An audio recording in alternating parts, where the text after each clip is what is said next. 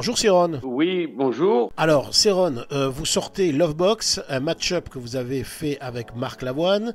Comment vous est venue l'idée de travailler avec Marc Lavoine pour réaliser ce match-up? C'est-à-dire qu'il a eu l'idée il y a un an maintenant de faire sa tournée, la finale avec Give Me Love, sur lequel que son groupe joue en live et sur lequel il rajoute les textes d'un de ses titres.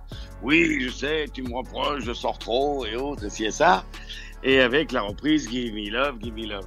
Et il est venu vers moi pour m'expliquer qu'il était en train de faire ça. Donc on a déjeuné, c'était quoi, en novembre l'année dernière. On a déjeuné, il m'a expliqué ça, je lui ai dit bah c'est super, on se connaissait pas vraiment, on s'était croisés dans le backstage télé ou autre, parce qu'on est des vieux carriéristes comme on dit. Et pendant le déjeuner, il me dit et puis je fais ma date parisienne au Palais des Congrès le 2 décembre, tu viendras pas jouer de la batterie? Et je lui dis bah bien sûr, c'est une super idée. Donc je suis venu jouer de la batterie pour sa date parisienne. Ça s'est superbement bien passé. On est vraiment tombés très potes. Et puis comme des potes et qui sont investis dans la passion de la musique, bah évidemment ça coule de source. On a pondu un truc ensemble. Alors attention, c'est une nouveauté Lovebox, c'est pas un titre qui avait déjà été fait sur scène ou que Marc avait fait sur scène déjà. Ah non, c'est une nouveauté, c'est vraiment c'est un titre nouveau. Voilà, j'ai composé un titre sur lequel j'ai ajouté, puisque pendant que la composition, j'essayais d'aller chercher des acapellas de ses hits pour les tonalités, pour avoir une couleur et autres et ça, et j'ai pris une partie de refrain d'un titre qui s'appelle Toi mon amour, et un autre je me suis pas occupé si c'était 2 titres ou 3 titres, mais c'était vraiment pour placer des voix, pour avoir une couleur musicale. Et je lui ai envoyé, il a adoré, donc après on est passé en studio, on a tout réenregistré comme il le fallait, mais c'est vraiment une nouvelle création. Et on n'avait pas d'objectif, il n'y avait rien de décidé, on va faire un coup ensemble, on a vraiment fait un truc pour s'amuser, ce qu'on appelle entre musiciens un bof. Sauf que le retour des attachés de presse de nos maisons de disques, management et autres de part et d'autre, nous ont dit mais vous êtes fous, faut qu'on sorte ça, c'est super. Et on a pris beaucoup de temps, parce qu'on a fait ça ça date du mois de janvier.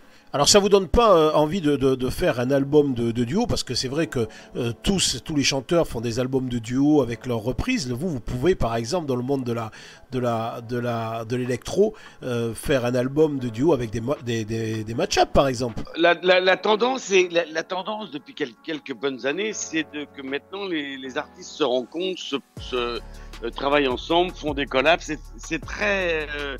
C'est très tendance, quoi. Il y a eu des périodes plus ou moins comme ça. Moi, j'ai la chance d'être... c'est pour ça que je suis là depuis 50 ans. Toutes les générations, les unes derrière les autres, m'ont remixé, m'ont repris, ont fait des covers, m'ont samplé et autres. Et aujourd'hui, arrivé à mon âge et après 50 ans, on me sample plus, mais on me demande est-ce qu'on peut travailler ensemble, est-ce qu'on peut créer ensemble.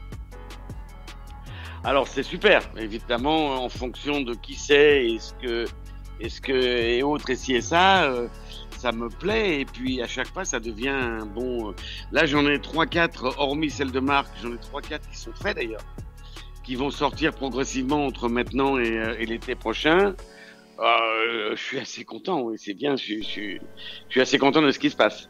Alors, si vous aviez à faire une collaboration, il y a une collaboration par exemple que vous n'avez jamais faite, que vous aurez rêvé de faire avec quelqu'un? Non, il n'y a rien de... Il n'y a rien... Non, la seule collab que j'aurais aimé faire, c'était avec les Daft Punk, mais parce que c'est mon univers. Sur le plan chanteur français... Sérieusement, sans vouloir jouer les faux culs, mais Marc Lavoine a toujours été un mec où j'écoutais entre ses textes et l'originalité de ses productions, toujours très bien faites, m'a toujours je me suis dit tiens, c'est bien ce qu'il fait, sans penser un jour j'aimerais travailler avec lui. Tout ce qui est très français, franchouille, je respecte tout à fait, hein. Mais j'irai pas parce que j'aurais peur d'être pas bon, quoi.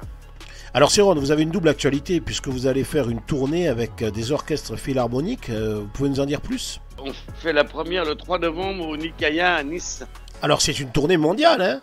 C'est ça? Oui, je vais faire ça à Melbourne en Australie, je vais faire ça à Londres, je vais faire ça à Milan, je fais ça en Espagne, on fait ça à Tokyo.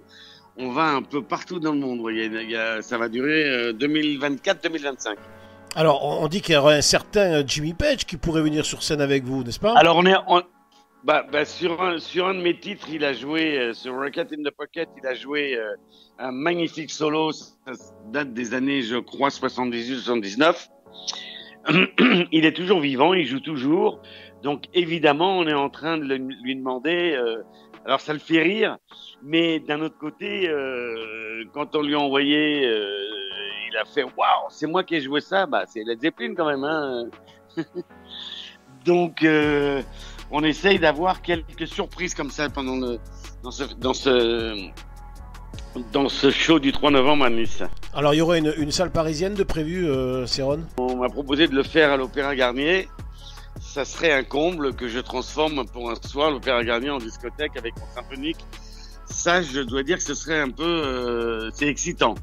Donc, il n'y a rien de sûr, mais c'est sur la table.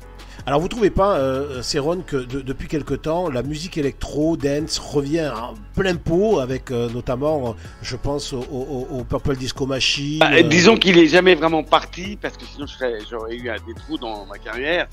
Mais il a